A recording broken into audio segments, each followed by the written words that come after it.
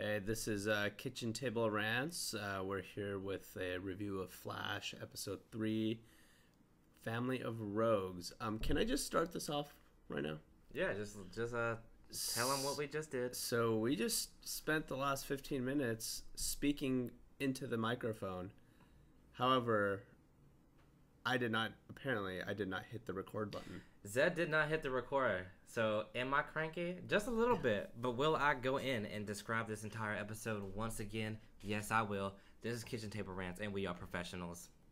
As of now, we are professionals. As of now, we're actually recording this because hopefully you guys will be listening to this. I hope so. So anyway, this episode's called Family of Rogues, taken from the group called the Rogues Gallery of the Flash, created by the Captain Cold. It's just his enemies grouped together to help thwart the Flash from thwarting their plans. Yep.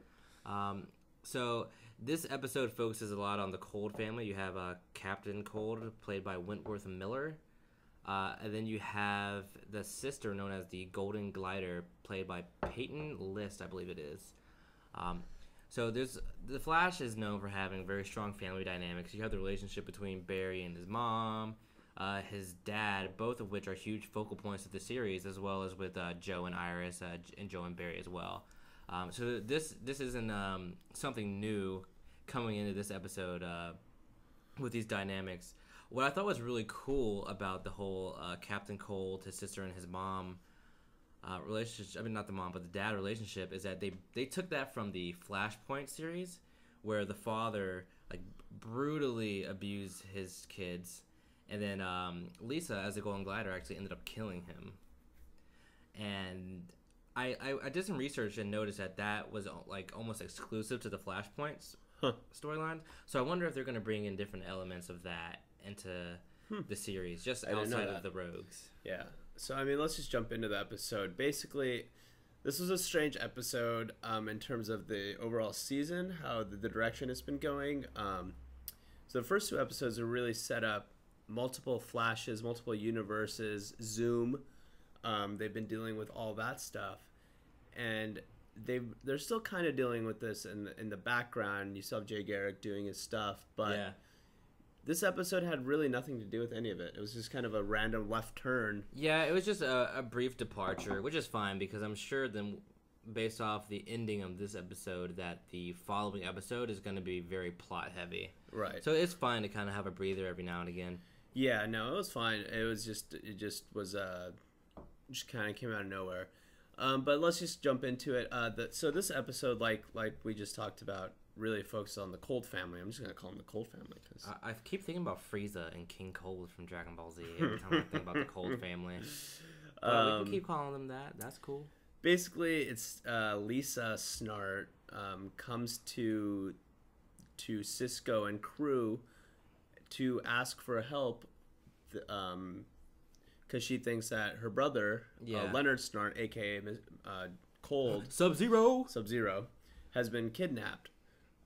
So the Flash goes and investigates, finds Cold doing this whole heist thing. He's super casual, just kind of chilling. Yeah. No pun. And just kind of hanging out in this place. And Barry's like, thought you needed rescuing. Cole's like, nah, bro. I'm in here. I'm good. Yeah, and it turns out he's working with his father. Also known as the Great Michael Ironside. Fun fact about Michael Ironside. He played... Darkseid in Batman, not Batman, but Superman the Animated Series, as well as Justice League and Justice League Unlimited. So very cool. There's some DC. There are DC some ties, some deep ties there. Yeah, so he's working with his dad, and we find out that this is a big shocker because the dad has been a super abusive father. Lisa He's a big old dick. Yeah, and he steps it up a notch in this episode. He does. So it turns out that he used his daughter and turned her into a bomb?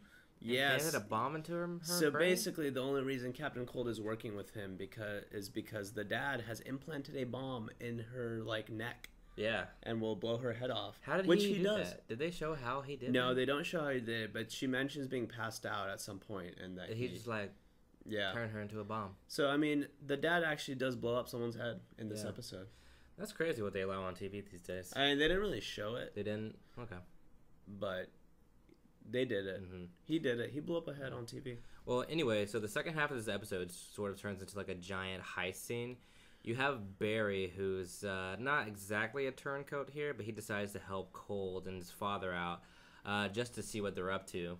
Right, he infiltrates their crew. In this, we have several scenes, one of which is so wildly unbelievable that I had to ask everybody around me if it just happened. Do you want to go ahead and describe that scene? Yes, so, and as all good heist scenes have, the crew encounters a laser grid. Oh, yeah. Multiple lasers crisscrossing, all sorts of that stuff you have to get through. What is their solution to get through this thing? Captain Cold decides to take his freeze gun, freeze the lasers. That is right. He froze lasers. He froze light, essentially. And then broke them. Yeah, so, fun fact. You cannot freeze something that is not...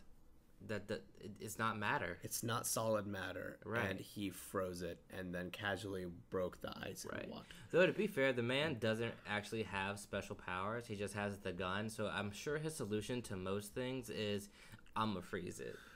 Yes, but you can't freeze a laser. You can't, but apparently in the Flash, you can. I don't know how, but they do it. It's like if I took a laser pointer and then froze it. And froze it. It's so bizarre.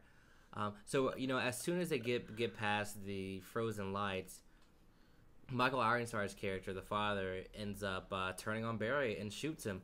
But we find out that he doesn't the bullet never connects.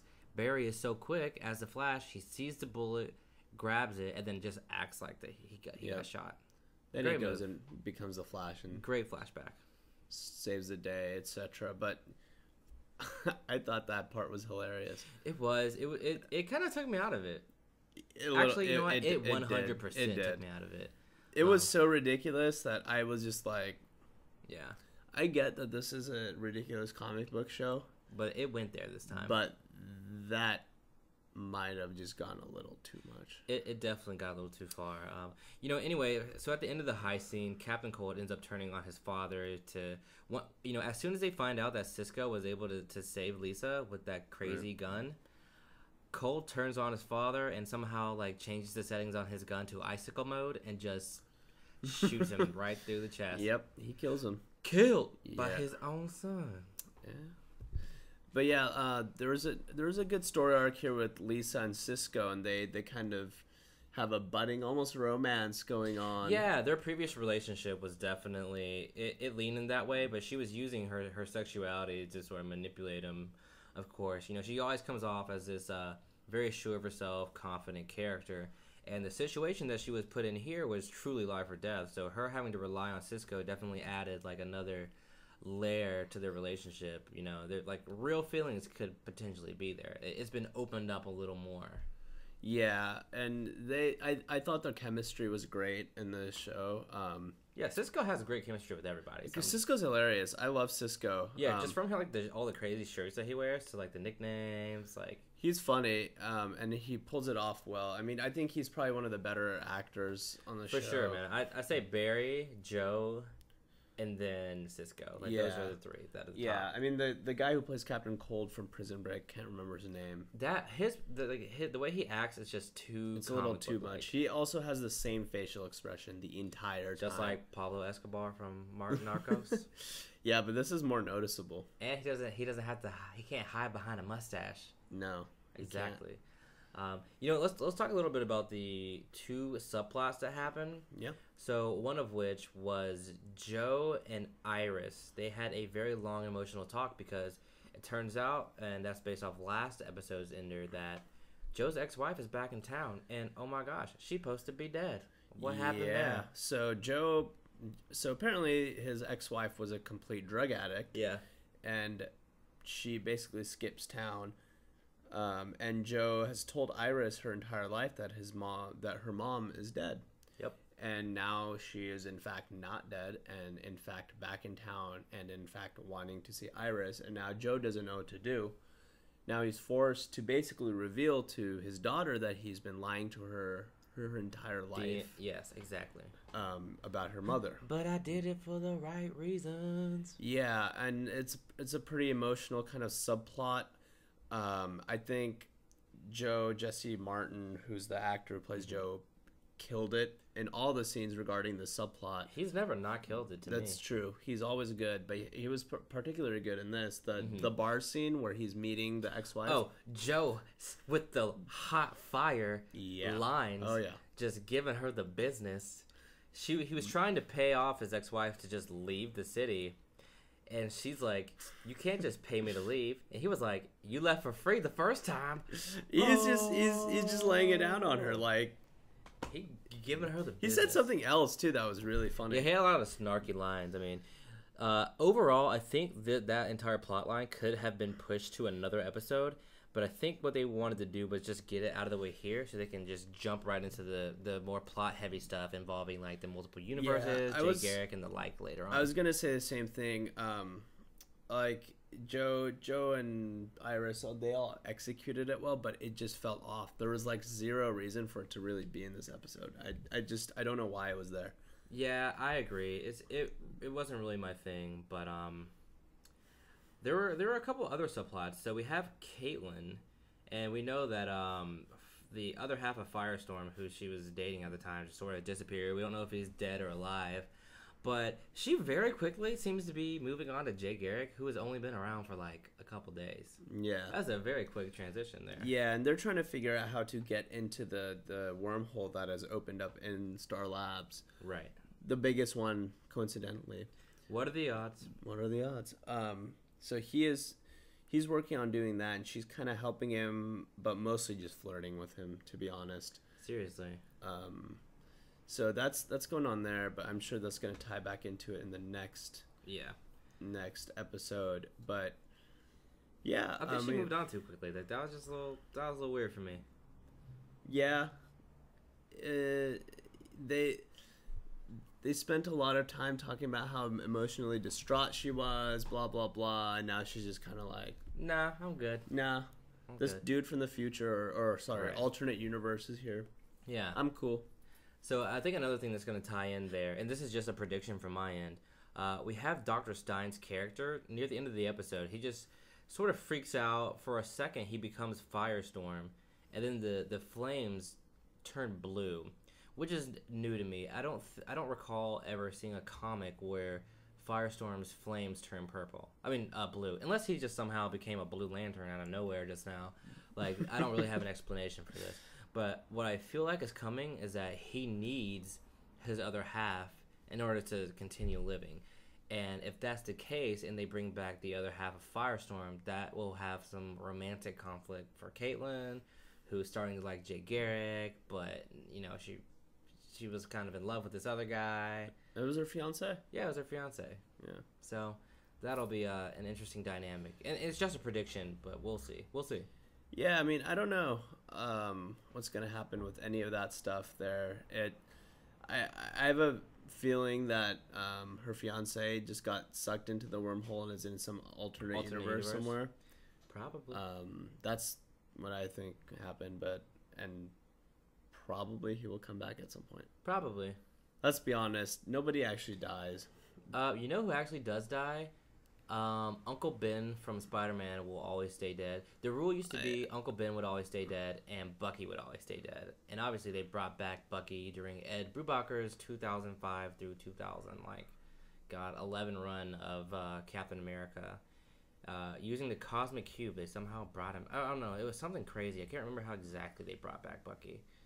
But those are the characters that usually stay dead. And also Bruce Wayne's parents. I was just about to say Bruce Wayne's parents. That Flashpoint, though. Yeah, they do. Mind blown. I hope they bring some more stuff from Flashpoint into the series. I'm pretty excited about that. Another thing I want to see is Grodd. I want Grodd to show up again. Yeah, I mean, he's there somewhere. He's just chilling. They made a reference to him in episode 2, I think. Yeah, Joe. What makes you think that a gorilla choking someone and a human choking someone are the same thing? Gorillas have different hands. Yeah, I mean... No, Joe. Yeah. Unacceptable. Go back to school. It's all right, Joe. We still like you. We still love you as an actor. Yeah, I think that's everything from my end.